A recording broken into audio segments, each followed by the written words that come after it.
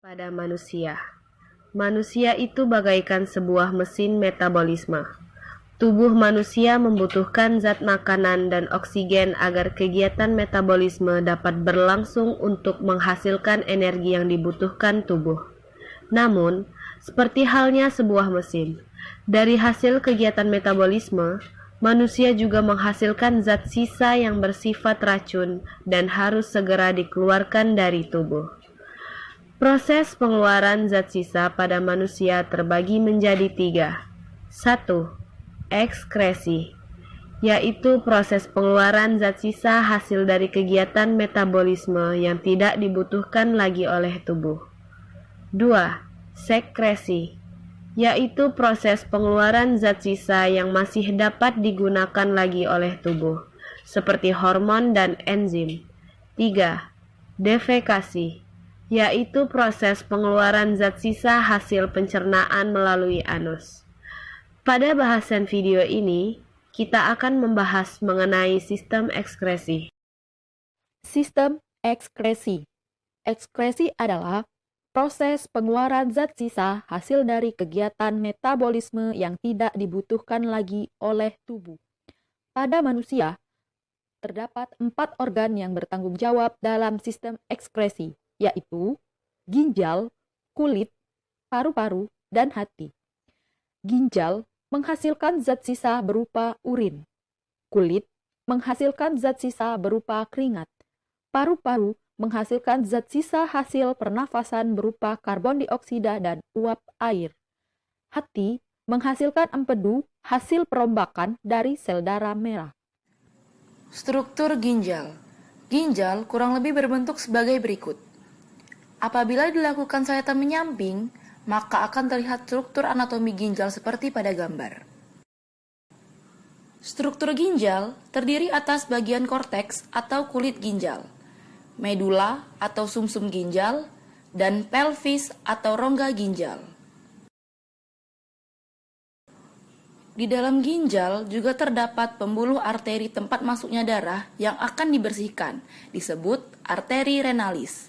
Dan pembuluh vena tempat keluarnya darah disebut vena renalis. 2. Mekanisme pembentukan urin pada ginjal. Sekarang, mari kita melihat dalam mengenai ginjal. Pada ginjal, terdapat unit struktural yang bertanggung jawab dalam pembentukan urin yang disebut sebagai nefron.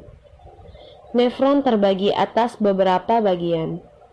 Badan Malpighi, tubulus contortus proximal, lengkung Henle, tubulus contortus distal, serta tubulus collectivus. Sekarang, mari kita lihat lebih dekat pada badan Malpighi. Pada badan Malpighi, terdapat gulungan-gulungan kapiler darah yang disebut glomerulus dan bagian yang menyelubungi glomerulus yang disebut kapsul Bowman atau simpai Bowman. Darah akan mengalir di dalam kapiler glomerulus disuplai dari arteriola afferent. Afferent berarti masuk dan keluar melalui arteriola efferent. Efferent berarti keluar. Selama darah mengalir, karena pengaruh tekanan menyebabkan molekul-molekul kecil di dalam darah terdorong keluar dari glomerulus melalui ruang antar sel-sel endotel kapiler glomerulus. Sedangkan molekul-molekul besar seperti protein dan lemak tidak dapat melewati ruang antar sel-sel endotel kapiler glomerulus dan akan tetap berada pada kapiler glomerulus. Sehingga hanya molekul-molekul kecil yang tersaring saja yang akan ditampung di dalam kapsula Bowman. Proses penyaringan yang telah berlangsung demikian disebut filtrasi. Hasil filtrasi ini disebut urin primer, mengandung molekul-molekul air, urea, amonia, glukosa, asam amino, natrium, dan garam-garam mineral. Tahap pembentukan urin selanjutnya terjadi pada suatu tubulus yang disebut tubulus contortus proximal. Urin primer dari kapsula Bowman akan mengalir di sepanjang tubulus contortus proximal.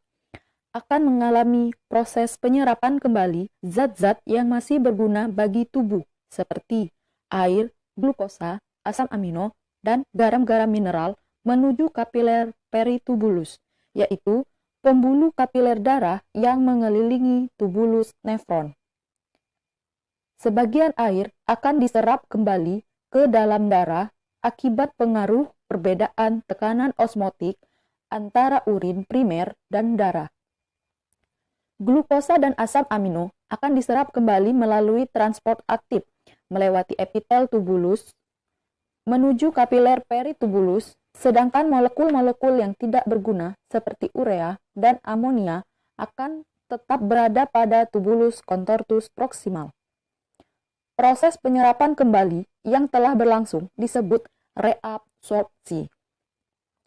Hasil dari reabsorpsi disebut sebagai urin sekunder, yaitu urin yang sudah tidak lagi mengandung zat-zat yang masih berguna seperti glukosa dan asam amino, menyisakan zat sisa yang tidak berguna lagi seperti urea, amonia, dan sebagian kecil garam-garam mineral. Selanjutnya, urin akan mengalir memasuki daerah tubulus yang melengkung dan menyempit, disebut lengkung Henle. Daerah lengkung Henle dapat dibagi menjadi dua, yaitu daerah turun atau descendant dan daerah naik atau ascendant. Urin yang melewati daerah turun akan tetap mengalami reabsorpsi, sedangkan daerah naik akan mengalami agmentasi. Agmentasi akan dibahas pada tubulus selanjutnya. Selanjutnya, urin akan memasuki tubulus tempat berlangsungnya proses terakhir pembentukan urin, disebut tubulus contortus distal. Di dalam tubulus distal, urin sekunder akan mengalami proses augmentasi, yaitu proses penambahan zat sisa yang tidak diperlukan dari kapiler peritubulus ke tubulus. Zat sisa yang tidak diperlukan lagi ini berupa hormon yang tidak digunakan lagi oleh tubuh, zat antibiotik, zat obat-obatan dalam jumlah berlebih atau yang tidak digunakan lagi oleh tubuh, amonium, dan zat-zat lainnya. Hasil dari augmentasi adalah urin sebenarnya, yang terdiri dari sebagian besar molekul air, urea, amonia, serta molekul tambahan yang tidak digunakan lagi oleh tubuh, seperti zat hormon, zat kimia obat-obatan, dan garam-garam mineral. Selanjutnya, urin sebenarnya akan memasuki tubulus colectivus atau tubulus penampung yang nantinya akan mengalir menuju pelvis. Organ ekskresi lainnya.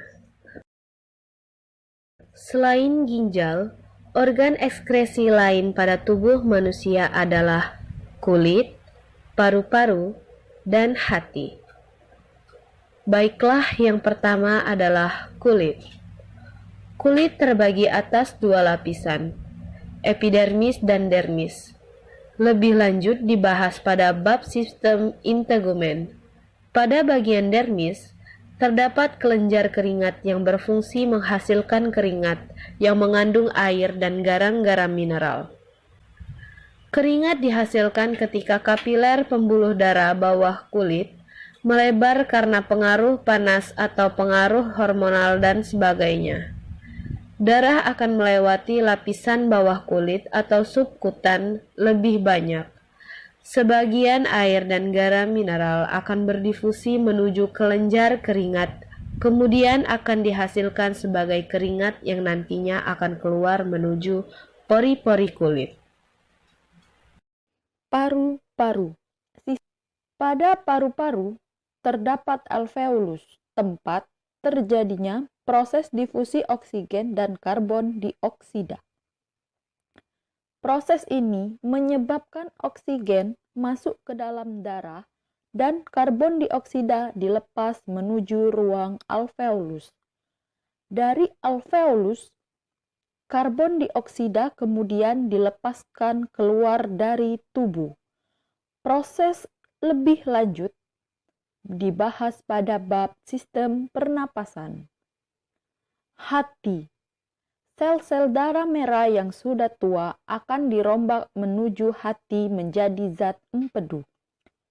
Seperti yang pernah dibahas pada sistem pencernaan, zat empedu membantu dalam sistem pencernaan untuk mengemulsikan atau mengumpalkan lemak agar mudah dicerna.